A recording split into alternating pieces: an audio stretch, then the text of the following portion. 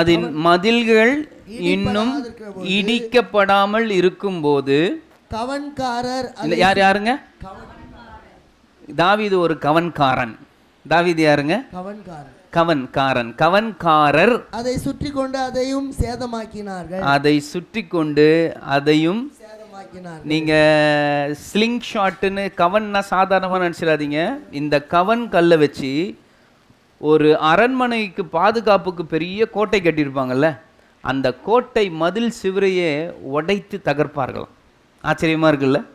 கவன் கல்லை ப்ராக்டிஸ் பண்ணவனுங்களுக்கு அவ்வளோ பவர் இருக்குமா. அந்த கல்லை வச்சு ஒரு வீட்டு மதிலில் அரண்மனை ஒரு ஒரு ஒரு ஒரு பட்டணத்தின் சுவரையே அடித்து நொறுக்குவாங்களாம். பைபிளில் போட்டிருக்கு.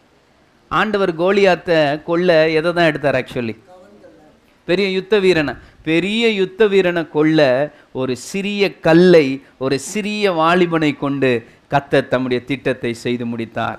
ஏன்னா ஆண்டவருக்கு தெரியும், கோலியாத் கிட்ட போய் யாரும் என்ன பண்ண முடியாது, தூரத்துலேருந்து அவனை அடிக்கணும். ஆனால் ஸ்பெஷலாக ட்ரைனிங் எடுத்தவன் தான் என்ன பண்ண முடியும். இதெல்லாம் சவுல் தலையில் கையை வச்சுக்கிட்டு என்ன பண்ணிக்கிட்டு இருக்கிறார். தாவீது சொல்கிறான், சவுல் சொல்கிறார், என் ட்ரெஸ் எல்லாம் போட்டுக்கோ, என் ஈட்டி கத்தி எல்லாம் எடுத்துக்கோ. சொல்ல இதெல்லாம் எதுவுமே எனக்கு வேண்டாம். ஏன் கிட்ட ஒன்று இருக்குது. என்னதுங்க பாருங்க, உங்களுக்கு இருக்கிற இந்த பலத்தோட போங்க. உங்களை கொண்டு கர்த்தர் என்ன செய்யணும்னு அவருக்கு நல்லா தெரியும்.